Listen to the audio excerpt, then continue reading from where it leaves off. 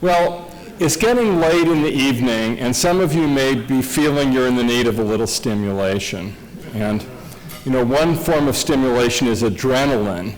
And of course, with 320 investigators, we have one who is an expert on adrenaline and its receptors. His name is Bob Lefkowitz, and he has been an investigator housed at Duke University for a long time, and I'm sure he has some stories to tell. Bob, can you come up and entertain us?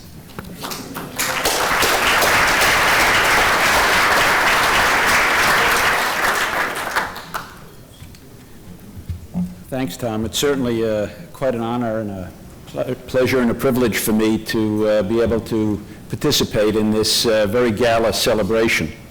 As Tom mentioned, I've been an investigator for quite a while. I mean, specifically, I've been an investigator for almost 30 of the 50 years of the Institute's existence. So I've really had a chance to observe a lot of its history at very close hand. For example, I've served under every director of research and president that the Institute has had, beginning with George Thorne and George Cahill, who, by the way, we used to refer to as George I and George II. But I must say that when Tom first asked me about a month or so ago whether I would be willing to make some brief remarks by way of reminiscence, my first thought was, you know, I'm not really sure how I'm going to be feeling that night. And the reason was something that Elaine hinted at. I realized immediately that this event would be occurring 3 days after I was to pass through that quinquennial ritual dreaded by essentially all Hughes investigators. The investigator review is what it's euphemistically called. Well, so as I thought about how I would proceed, since of course I had no way of knowing how things would go, I decided that I really had no recourse but to really prepare 2 sets of remarks. One if I made it, and one if I didn't. But I've always been an optimist, so I don't think I'll need those. But let me make a confession. These reviews, well, as a matter of fact, I made it, to tell you the truth. Now, as I look out over the room, I see a lot of colleagues, investigators, good friends from around the country. They know exactly what I'm talking about right now. This is something that we all sort of go through. But I must say that when I hear some of the younger investigators grousing about just how anxiety-provoking and difficult these are, I wince a little bit, because I'm here to tell them that it's a cakewalk these days compared to what it used to be like in the good old days, as we called it. Now, I've been through this ritual 6 times now, and so I thought this might be an opportune time to share just a few of my, shall we call them, war stories. Now, as far as I can recall, the investigators have groused about these reviews just about as long as they've existed. My first introduction to the whole business was about 1978. Now, I became an investigator in '76. But in 1978, I was attending one of my first workshops down in Coconut Grove at that wonderful mansion conference site you've heard about. And George Thorne was addressing us that evening. And he said that he really wanted to reassure the investigators because he felt morale was dropping because so many investigators were complaining about the difficulty of these reviews. And by way of reassurance, he said, and I remember the words almost verbatim, he said, quote, "I don't know what all you fellas," and by the way, we were all fellas in those days, "I don't know what all you fellas are so uptight about. As long as you're the top man in your field, you have no problem with us." And that's a quote. So I think that aspect of things hasn't changed very much. But the reviews were actually done in a quite different format in those days. Now today, it's really quite civilized. You present your program to a distinguished board of reviewers. No other investigators are present, it's just you and the reviewers. In those days, however, the reviews were an integral part of the regular scientific workshops. So all of your colleagues were present in the room when you presented. Typically, at these scientific workshops, everybody presented for about 20 minutes. But about every fourth speaker or so had 45 minutes. This immediately identified them as the individuals who were under review. Now, needless to say, none of us, their colleagues, would ever ask any questions after these because we didn't want to be in the position of embarrassing them in any way. Well, typically, when a morning session would end, and I'm thinking back to the days of Coconut Grove facilities back in the late 70s and early 80s, we'd break for lunch and we'd go out on the patio to eat. And the board of reviewers would repair to a small library behind the main conference room. There they would make their fateful decisions. After lunch, we would file back into the room, and Kenny Wright, who was the administrator, would come out, and I kid you not, he would find the individual who had been reviewed that morning. He'd put his arm around them and walk them to the back of the room. The rest of us would just, try to look kind of cool and just sort of cast furtive glances trying to read the body language to see whether they were getting thumbs up and thumbs down. He'd give them the word right on the spot, and we'd run over and immediately console or congratulate as circumstances dictated. So much for privacy. On the other hand, there was no waiting in those days. I mean, you found out right on the spot. But I think, in retrospect, probably the most challenging and interesting and difficult times were probably during the mid and early 80s under the presidency of Don Fredrickson. Now, Don came to the Institute with very impressive academic and administrative credentials. He had already been, for example, the director of the NIH at the time he took this job.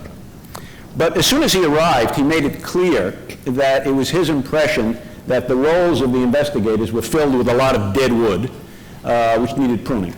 And in fact, he made it clear that essentially all appointments were going to be up for review in the next year or two, and that those reviews would be carried out personally by him and his board of reviewers, who would go to each institution to specifically look at our programs.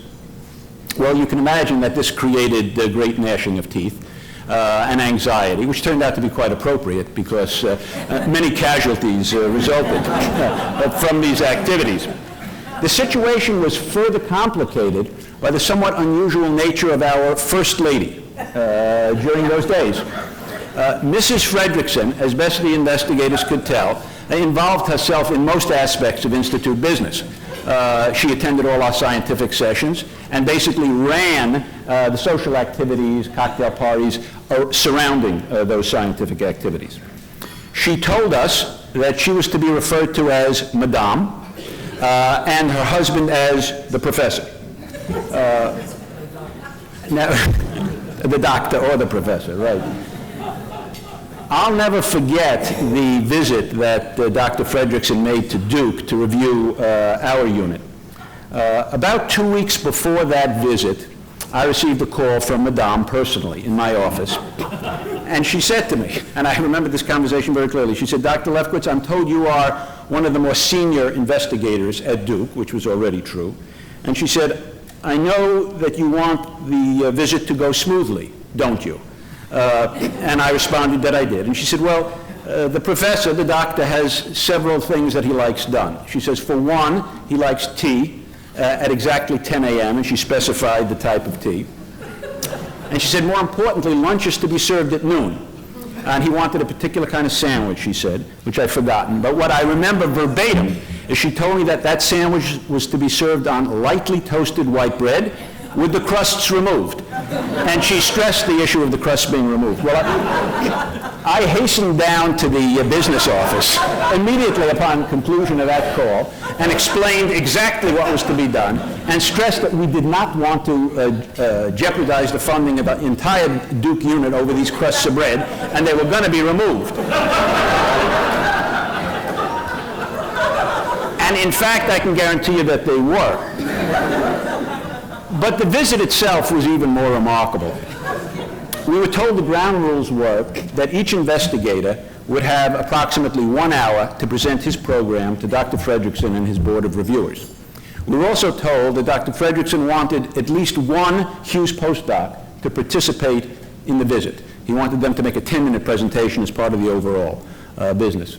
So I selected one of my bright young Hughes associates of that era, a fellow named Rick Serione, who did not seem particularly thrilled with the assignment. In fact, he was terrorized by the idea, and I spent the remaining time before the visit just trying to reassure him and to get him ready for that. But he was quite panicked that any misstep on his part might lead to our losing our funding, and his lab mates, of course, continuously reminded him of that, at that very real possibility. Well, the fateful day arrived, and we went over to the Searle Center at Duke and sat out. We got there early, I remember, about 20 minutes before the hour, and we sat outside in a little anteroom while I tried to continuously just get him quieted down and focused. About a quarter before the hour, the doors of the conference room flew open, and we knew that something was wrong because it was too early to be done for the prior group. The door flew open, and out came the fellow who was the postdoc of the investigator who was being reviewed at that moment. This young man's name was Larry Freddo. But here was the problem, and I kid you not, he was unconscious.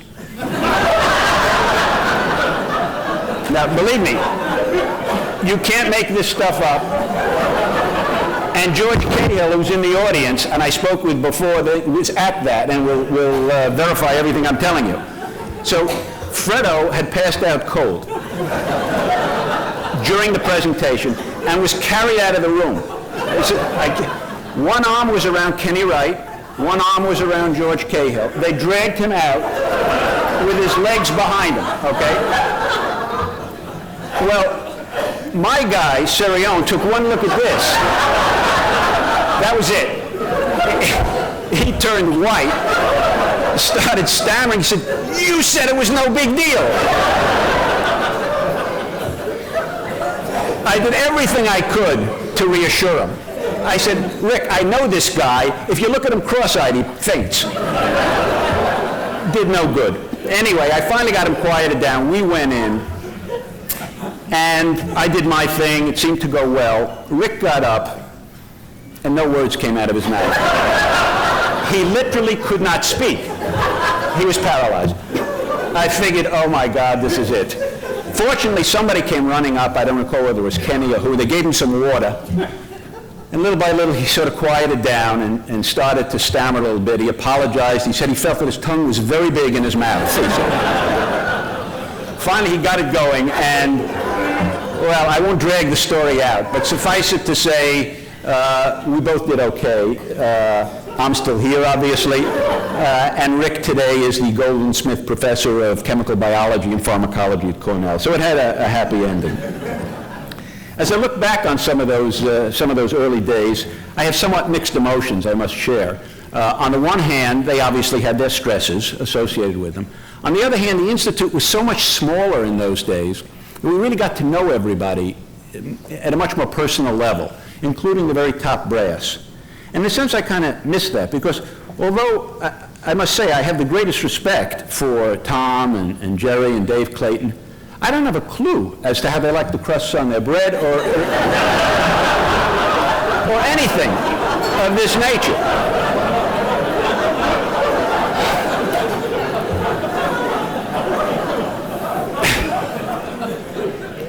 Well, on a more serious note, during the years that I've been privileged to be an investigator, I've been thrilled to watch the development of the various programs and facilities of the Institute. I remember when I started, we had a kind of a nondescript building a block or two away from the Jackson Memorial Hospital in Miami, and then we moved to this wonderful estate in about 78, and around 86 or 87, the administrative facilities moved up here.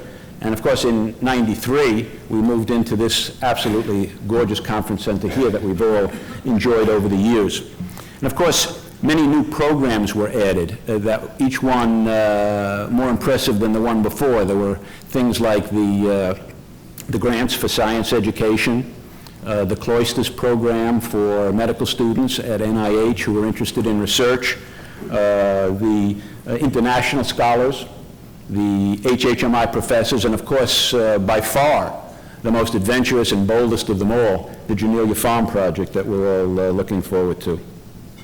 But as I reflect on things, I think there can be a little doubt that the shining gem of this institution throughout its history has been the Corps of Investigators, who I think nobody would really argue have been largely responsible for bringing to this institution its very well-deserved reputation for being perhaps the finest collection of biomedical scientists in the entire world today.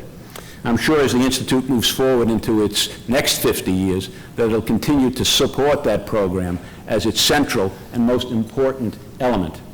And with that program as its centerpiece, I'm sure that the reputation and influence of our institute will only grow. But I sure hope the reviews don't get any tougher. Thank you.